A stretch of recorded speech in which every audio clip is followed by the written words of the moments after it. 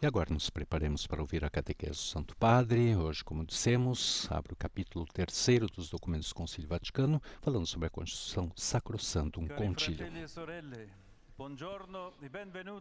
Caros irmãos e irmãs, bom dia e bem-vindos. Começamos hoje uma série de catequeses sobre o primeiro documento promulgado pelo Concílio Vaticano II, a Constituição sobre a Sagrada Liturgia, Sacrosantum Concilium.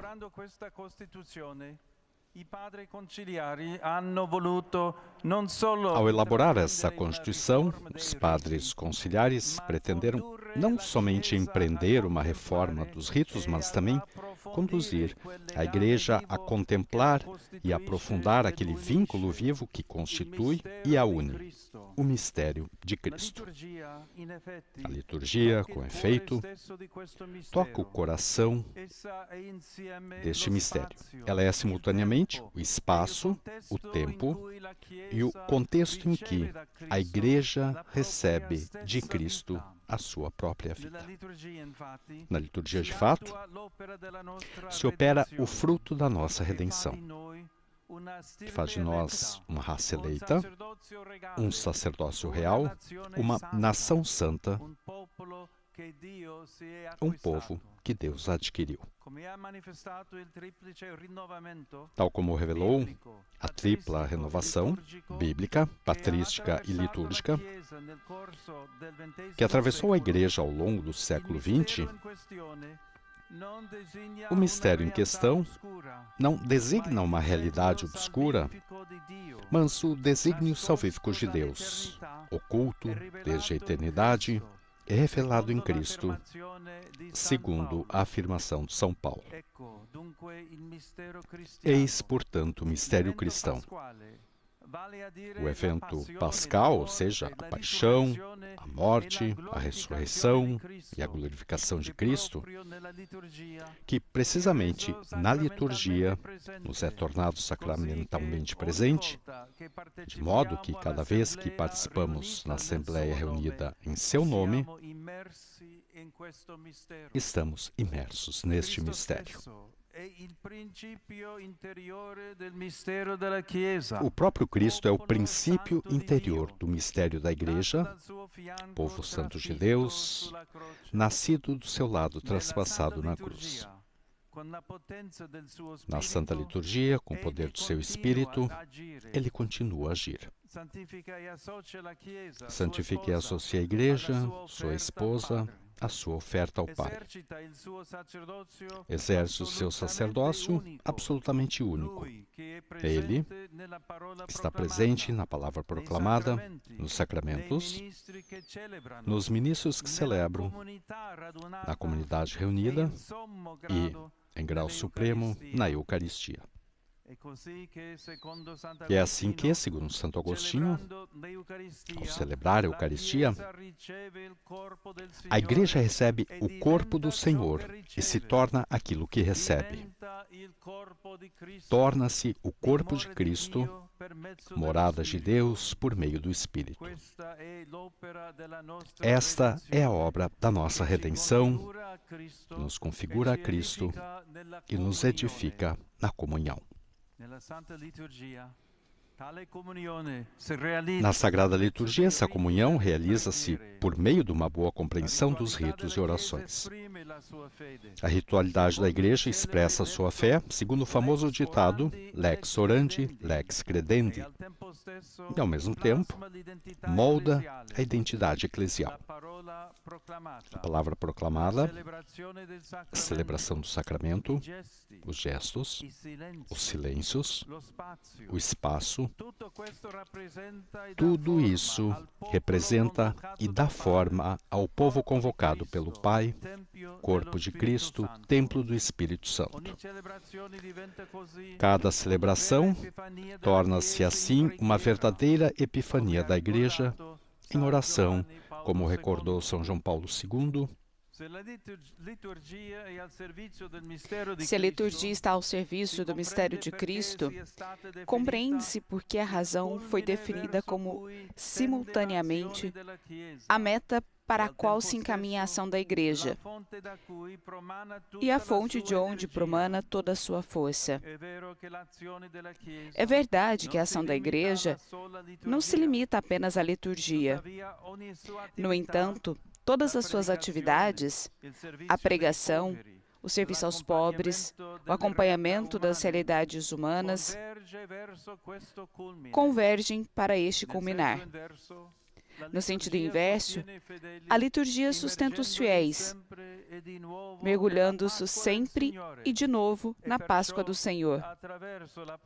E por isso, através da proclamação da palavra, da celebração dos sacramentos e da oração comum, eles são revigorados, encorajados e renovados no seu empenho de fé e na sua missão.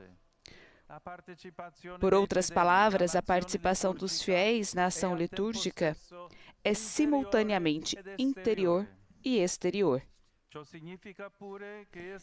Isso significa também que ela é chamada a manifestar-se concretamente ao longo de toda a vida cotidiana, numa dinâmica ética e espiritual, de modo que a liturgia celebrada se traduza em vida e exija uma existência fiel, capaz de concretizar o que foi vivido na celebração.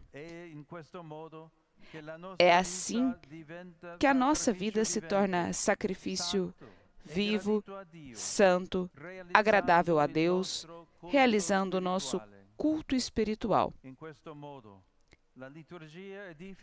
Desta forma, a liturgia edifica os que estão na igreja em templo santo do Senhor e forma uma comunidade aberta e acolhedora para com todos. Ela é de fato habitada pelo Espírito Santo, introduz na vida de Cristo, torna-nos o seu corpo e em todas as suas dimensões. Representa um sinal da unidade de toda a humanidade em Cristo. Como dizia o Papa Francisco, o mundo não sabe ainda, mas todos são convidados para o banquete das núpcias do Cordeiro. Caríssimos, deixemo-nos moldar interiormente pelos ritos, pelos símbolos, pelos gestos e, sobretudo, pela presença viva de Cristo na liturgia, que teremos ainda oportunidade de aprofundar nas próximas catequeses. Essa, então, a catequese do Santo Padre, o Papa Leão XIV, recordamos, abrindo um terceiro capítulo, hoje, com a Constituição Sacrosanctum Concilium, nesse ciclo de catequese sobre os documentos do Concílio Vaticano II. Essa primeira catequese, então, desse terceiro capítulo, a liturgia no mistério da Igreja. Conclui-se a leitura da carta de São Paulo aos Romanos, 15, 4, 6. Agora, a catequese do Papa. Queridos irmãos e irmãs, bom dia e bem-vindos.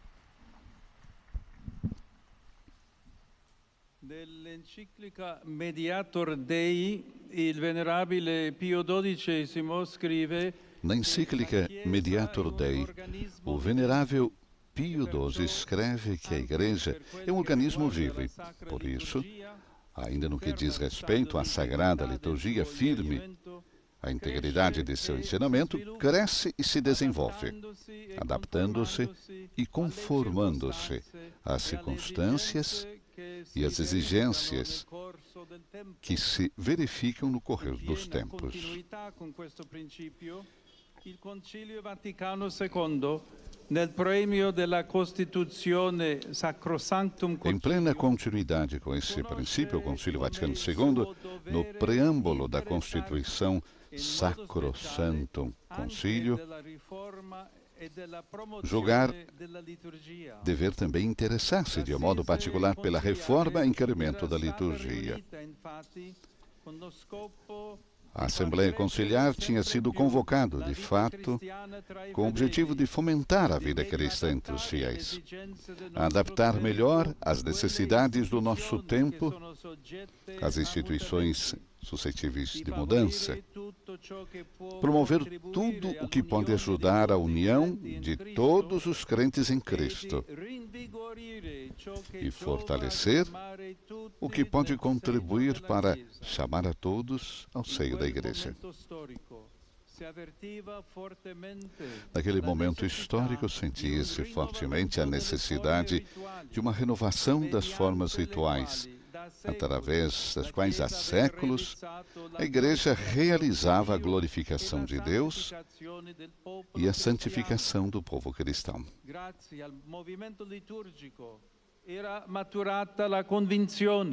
Graças ao movimento litúrgico, amadureceu a convicção, posteriormente expressa por São João Paulo II, de que existe efetivamente uma ligação muito íntima e orgânica entre a renovação da liturgia e a renovação de toda a vida da Igreja. A Igreja não só age, mas também se exprime na liturgia, vive da liturgia e vai aurir na liturgia as energias para a vida. Para facilitar o acesso dos fiéis à riqueza dos dons da graça concedidos pela Sagrada Liturgia, a Constituição Sacrosanctum Concilium indica, assim, com uma fórmula muito eficaz, o caminho a seguir. Conservar a sã tradição e abrir ao mesmo tempo o caminho para um progresso legítimo.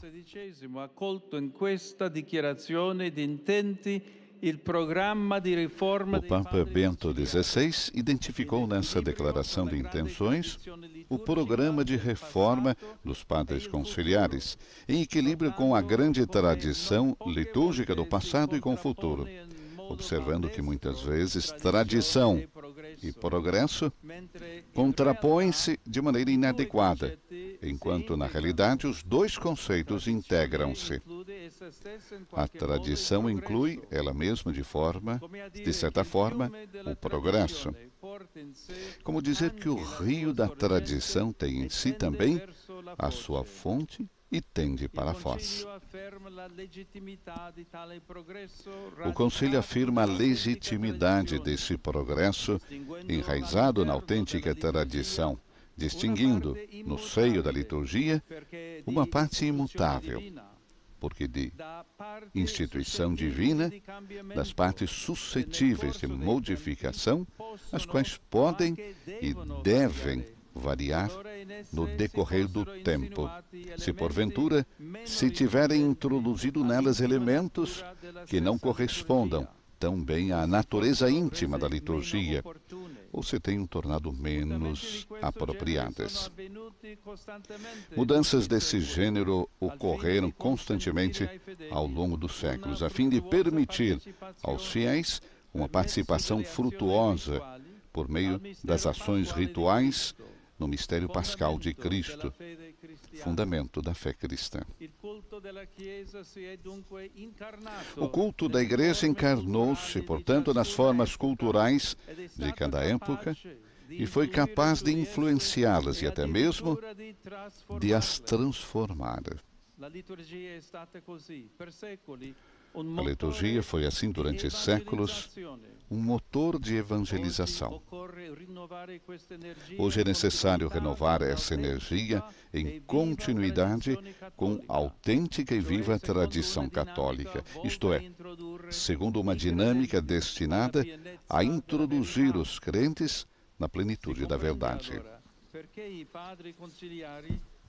Compreende-se então por que razão os padres conciliares responderam que a revisão dos ritos, quando corresponder a uma utilidade autêntica e certa da Igreja, seja sempre realizada com a preocupação de que as novas formas comum que surjam a partir das já existentes. Para o bem de toda a Igreja, toda reforma deve ser sempre precedida de uma acurada investigação teológica, histórica e pastoral. O magistério conciliar, desta forma, convida a evitar a desorientação dos fiéis, dissuadindo qualquer pessoa de acrescentar, retirar ou modificar algo em matéria litúrgica por iniciativa própria.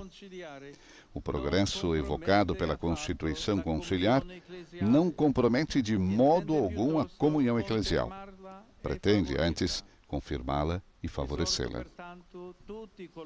Exorto, portanto, todos aqueles que são chamados a preparar a celebração dos divinos mistérios, em particular os sacerdotes que exercem o ministério da presidência litúrgica, a zelarem sempre por aquele respeito pelos textos e pelas normas da liturgia que brota de uma atitude interior de disponibilidade e de confiança em Deus, manifestando humildade perante a sua grandeza e uma sincera fidelidade à comunhão eclesial.